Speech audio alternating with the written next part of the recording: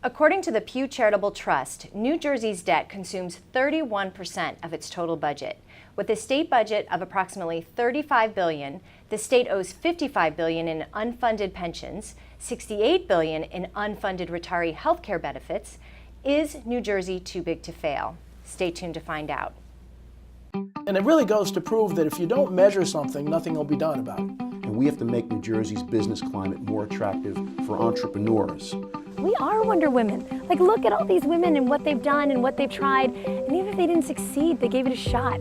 I don't think it's fair to put a $4 or $5 billion price tag on middle-class New Jerseyans. We've got a great lifestyle here, and I don't want to see it ruined because politicians can't manage our finances properly.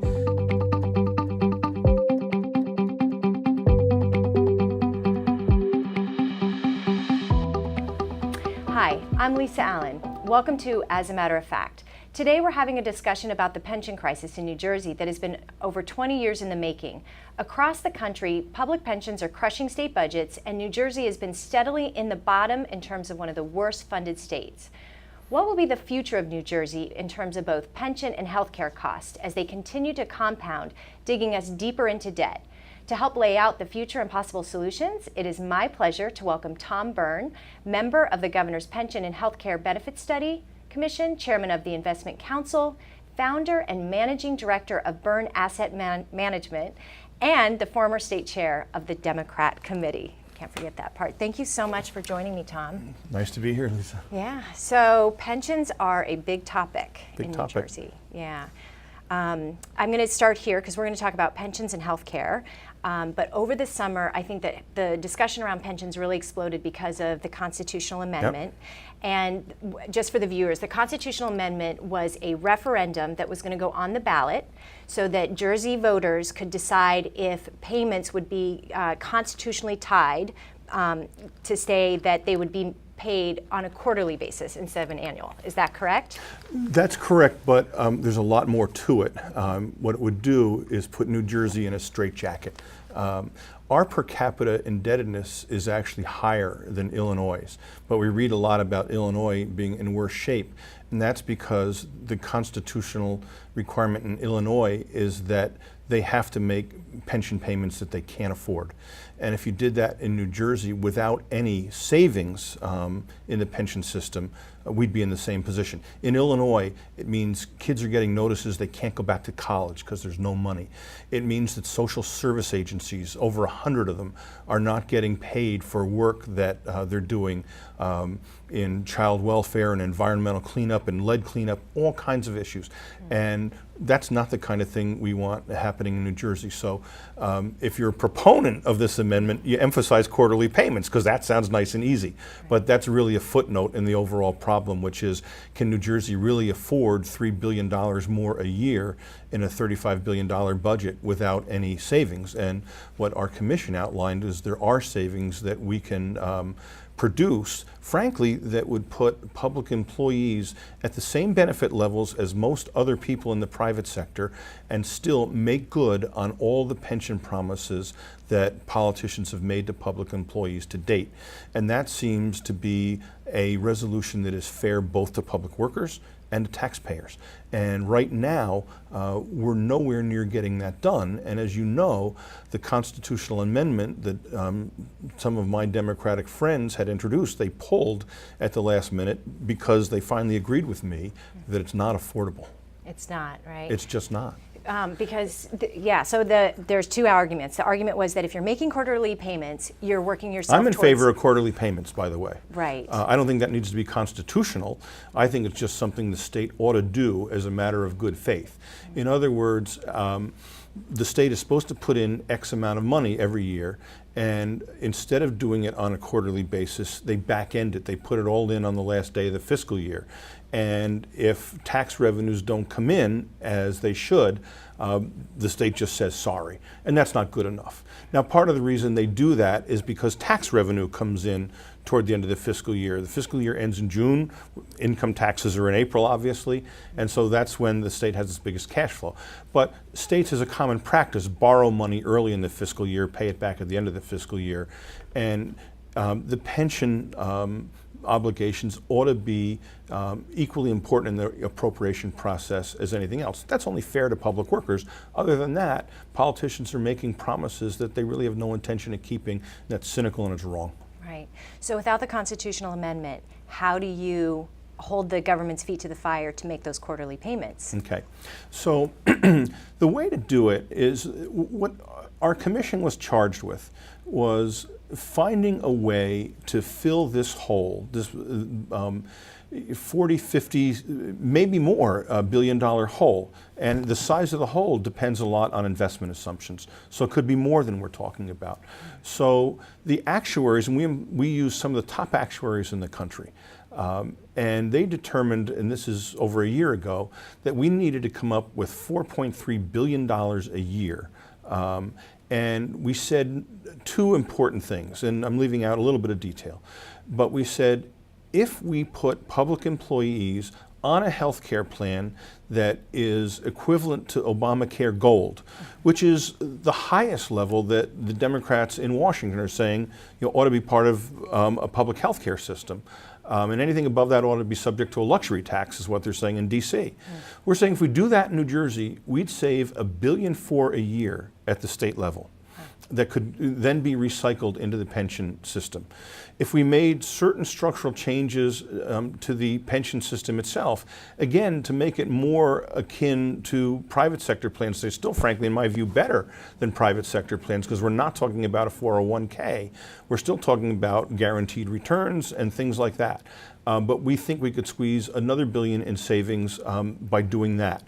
So between what the governor has already committed to put into the plan and the savings from those changes in health care and pensions going forward, not going backward, that we could put in enough money to make good on all the promises made to date. Now, what I said on the commission is if we ask public employees to agree to those savings, we have to guarantee them that that those savings, in fact, go back into their pension system and not into some other pet projects that politicians are good at coming up with. Right. And I said the only way to do that is with a constitutional guarantee that those savings get recycled. What happened with the constitutional amendment that the Democrats went out on was different, that it said, we're not looking for any savings. We just want to have a constitutional guarantee, period. Right, so no reform was tied to it. Yeah, no savings tied to it, no anything.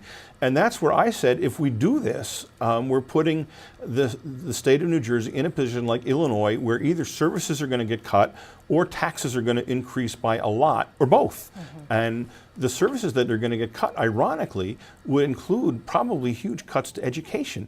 And that would make New Jersey a tougher place to raise a family. So this pension issue can sound a little dry, but when it starts to affect your kid, when it starts to affect lead levels in the water, when it starts to affect expending on a cleaner environment and things like that, this issue really matters to the state in a big way. It does. And ultimately, too, even transportation, right? With the transportation fund is broke, so everything is tied together. So if you're taking money from the general fund, the general budget, to pay for pensions, then how do we deal with some of the other bigger issues that we have going on in New Jersey? Well, and the infrastructure issues could even be a bigger mess.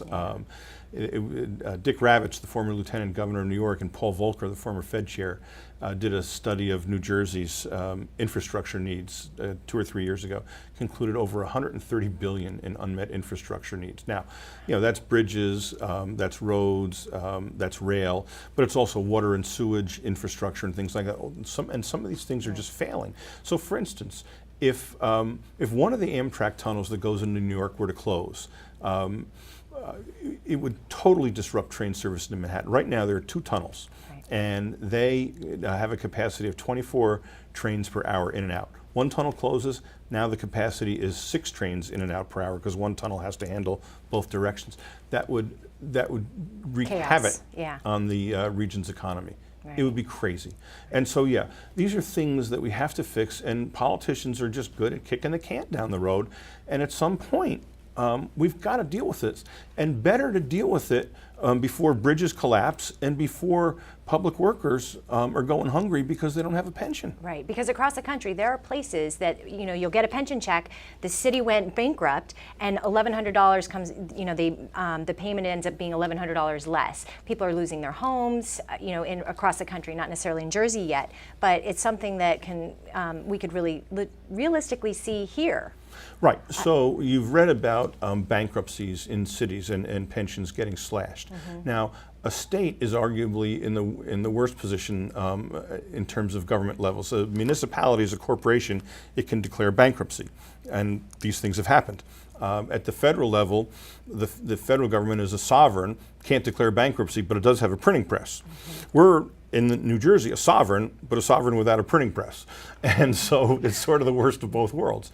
And so I've had some very smart people say to me, the federal government has to come in and rescue us. But I'm thinking there are really only about 4 states who are in this mess. Right. And why would the other states, particularly since we're one of the wealthiest states in the country, say, why would we want to rescue a state that's very wealthy and profligate, hasn't managed its own finances? And even if the federal government does come in, when they do in the private sector, when the Pension Benefit Guaranty Corporation comes in, they typically haircut pensions by about 40%. I don't think that's what we want in New Jersey for anybody. No. So we got to solve it before we get to that stage. And what I've said to union leaders is, look, I don't blame you for pushing this constitutional amendment, but you better have a plan B, because I don't think the constitutional amendment's ever going to happen, and I frankly think some of the Democratic politicians, I'm sorry to say, are being a little bit cynical about this. They're sort of you know, trying to cozy up to you and promise you something that they're really never going to deliver. Right. What's Plan B? Well, I think Plan B is what our commission came up with, what I outlined. And I understand why union leaders don't like it, because it's asking for another round of givebacks, and the union leaders are right that we were promised something in 2011. We did some givebacks then, and we were promised that that would solve the problem. I told anybody who would listen at the time that I thought the assumptions in the 2011 compromise were just not workable. Right. But in fairness to the politicians who agreed to that, it probably used up all the political capital, if you will, that was available at the time. And here we are, back in the stew. So I have a question for you, because the rate of return is 7%. Well, right? the assumed rate is 7.9%, which nobody believes is realistic. Right. How do we change that? Can you bring that down? Has someone already brought that down? Is that part of the bigger plan? It's come down gradually. The last state treasurer brought it down in 2 stages from, I believe, 8.25, and now it's 7.90. It needs to come down further. Yeah. You know, in this latest year, most pension funds had returns of right around 0, plus or minus 1%. And you know, that's a function of just markets that aren't returning much, number one. And number two, interest rates in the 1990s, when these assumptions were originally cast, were 6.5%, 7.5%, 8%. So it was realistic at the time. It was realistic at the time, but we haven't adjusted quickly enough to it.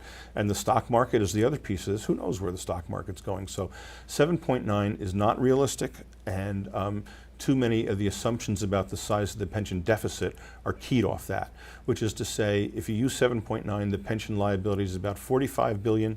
If you use a gap rate of about 3.8, it's almost double that. It's about $80 billion. And hopefully the truth is somewhere in the middle. And if the truth is lower than the gap rate, we're really in trouble.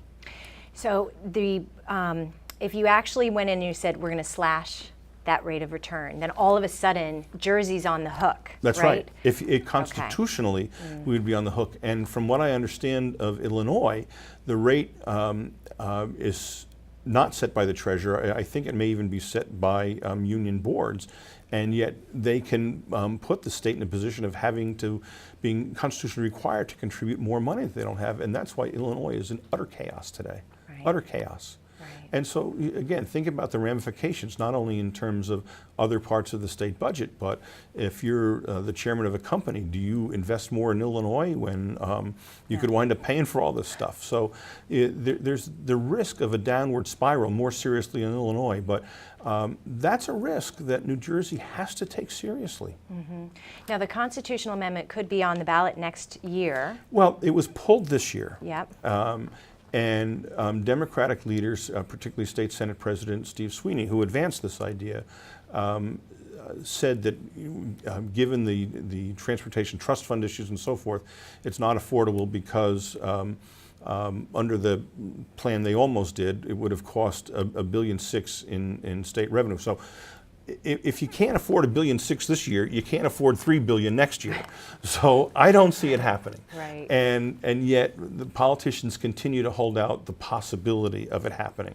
And I just don't think it's realistic. And that's why I think, and I've said to union leaders, you've got to do right by your people and come up with and agree to a plan B. And we've got to get serious about talking about that sooner than later. Because every year that time goes by, what I've also said to them is if we're sitting across from each other at a conference table, staring at each other thinking it's a stalemate, but if it's your money running out of the hourglass, that's not my idea of a stalemate, and that's what's happening. It's like a credit card. When you have compound interest on a credit card, it just keeps building and building and building, and that's what we're doing in New Jersey right now, and it makes it more difficult to pay it off eventually. Right. It's like putting my mortgage on my credit card every month. That's right. Right? That's exactly right. And it compounds. Yes. Yeah. Yep. And then and then on top of that, I'm spending an extra $10,000 than what my annual salary is. Right. Or whatever that is. And people can declare bankruptcy. The state cannot. Right.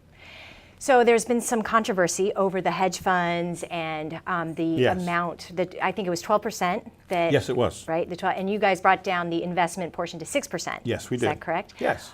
Why are hedge funds such a villain in this conversation? Well, a lot of the labor unions, labor leaders, just don't like fees, period. And what I've tried to do is explain that what really matters is net return to the bottom line. So a year ago, we don't have final numbers for the most recent fiscal year yet, but a year ago, the state made 4.2% on its endowment. Princeton University made 12.7 in the same period. They invest almost entirely in alternative investments. So I think what I've gotten done is persuaded the labor leaders on the council that private equity has actually worked very, very well for us. Alternative investments in real estate have also worked very, very well for us. Some hedge fund investments have worked well for us and do diversify the portfolio. In fact, hedge funds in 12 of the last 25 years have outperformed the S&P, but not in any recent years. So 6 or 7 in a row, they've done badly. And some of them charge too much, say, hey, we're smart guys, we can outperform the stock market, so pay us these fees. If they're not performing, we're going to take their money away. Right. There's, if you're doing a great job for us, if you're making us 20 or 25%, as some of them have in years past, then the fees are worthwhile. But if you're lagging the stock market, why would we pay you these fees? And so what we're saying to the hedge fund world is get real. You've got to outperform, and fees in general have to come down. What other private guys do in private equity and in real estate, they say, we'll make you 8% before we charge you any profit sharing fees at all. Hedge funds don't do that. They should, and the world's going to change. And institutional investors like public hedge funds, sovereign wealth funds, I think are more and more going to insist on that. So the world will change. Hedge fund guys are capitalists. They'll be the first to understand. So if you woke up tomorrow and you had the magic answer for all of this, what would it be? Well, it depends if it's a mathematical answer or a political answer. Right. If it's a mathematical answer, I think we have it. Yeah. As I say, we're never going to get the same kind of intellectual firepower around this issue that existed on this bipartisan commission. We had some brilliant actuaries who gave very, very generously of their time to try to help New Jersey. And so the math that our commission proposed works. A political answer, I guess you sit everybody in a room and you have no food in it and you turn the temperature up a degree every hour until we all get there. So more seriously, it just involves more and more detailed conversations, getting people around the table. Some of it's educating leaders to see, what these alternatives are, number one, and if we wait too long, it'll just be too late to solve these problems. Yeah, because everybody's been saying that you possibly might make a governor run. And from a leadership standpoint, how do you get people around the table? There are other states that have made that reform happen. Yes. So what leadership style will you employ to get people around the table, have their ear, and really shift this boat in a different direction? Because a year from now, we could literally be looking at the same issue, but worse because it's compounded. Right. Well, as I say, some of it is putting people around a table, and some of it is just outlining in very clear terms what the alternatives are and why certain things that sound good just won't work. Yeah. And so a lot of this is just a reality check, and then some of it inevitably is give and take. I mean, New York City went through a near-death experience in the mid-1970s, and I've talked to Dick Ravitch about that, and he said the way it got resolved was that people sat around a table and eventually agreed to things that they swore they would never agree to. That's what's going to happen Simply in New because Jersey. they knew the answer? Simply because they saw the end? Or was it? They finally got there. What They sways finally people? realized that there's no other way around this. That when we were 3 years old, we could hide under our pillow and the problem would go away. That was great. Someone else takes care of it. That's right. Right. There's no pixie dust that's going to fix this, and the magnitude of it is almost incomprehensible. I mean, as we said, the state budget's $35 billion, and these liabilities dwarf the annual state budget. Now, we have multiple years to get out of it, but we certainly don't have forever. We don't have forever, because in 2027, they're saying the teachers' fund might be insolvent. That's right. The teachers and the state public employees both. Police and fire is in better shape. They put in a higher percentage of their salaries, and most of that money is contributed locally. And mayors in the state have been good about making their contributions. It's the state that's the guilty party here, and the state funds the teachers and funds state public employees. So those are the differences in the plan. So yeah, 10 years, but 10 years is a central assumption. It could be longer. We hope it is, but it could also be shorter. If we keep having investment years like we've had this past year, where we basically made zero, it'll be shorter. The state is paying out over $10 billion a year in benefits in a $70 billion fund. It's a lot of money. It's a lot of money. Let me ask you this, because I don't know if I've ever heard anyone talk about this, and it's probably really a crazy idea, but what if you separated out, when you talk about the state pension is the one in trouble. Yes. And the firefighters and the police are not in trouble. Right. Are all those funds put together, or are they carved out? They're really separate funds. We manage them as if they were one. Okay. So if we buy a $100 million private equity fund, they each get a piece of it. So in terms of financial management, they're together. But in terms of the benefit payouts, they're separate things. It's like you and I could have our money in the same bank, but we don't share. Right. So one doesn't drag down the other. That's right. Okay. That's All right. But too often when we talk about this, we talk about the overall system and how much you need. Some are worse than others, and we can't lose sight of that either. Yeah. And I hear that the funding is higher for the police and firefighters, but I guess maybe it's 80%. Is it 60, 80%, somewhere in that range that they're actually funded? Yeah, their funding ratio is probably in the 70s, low 70s, and it's expected to last until at least 2055. Okay. And so police and fire are not in the same boat as teachers and public employees.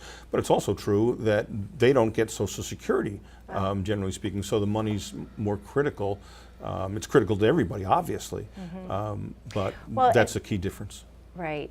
And I feel as though, even when I hear the number 70%, that it's actually funded.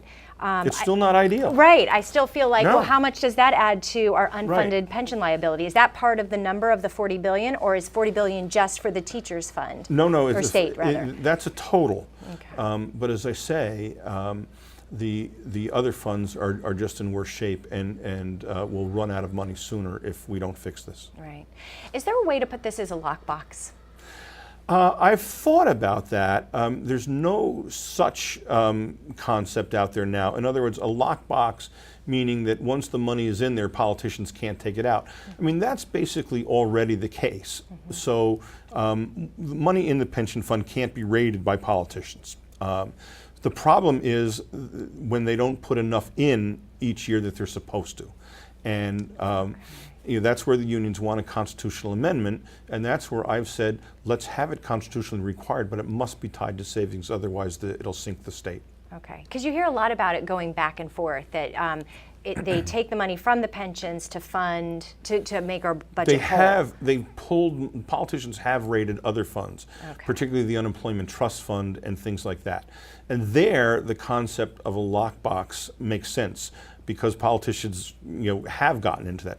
And so I've explored the concept with some other financial people of, do we give this money to a bank, to an insurance company, to somebody, and say, when the politicians come knocking, we're going to pay you. Yeah, we're going to pay you a few basis points in custody fees to tell them no, they can't have it. And that's actually a concept that I think is worth exploring. Yes. Yeah. Okay.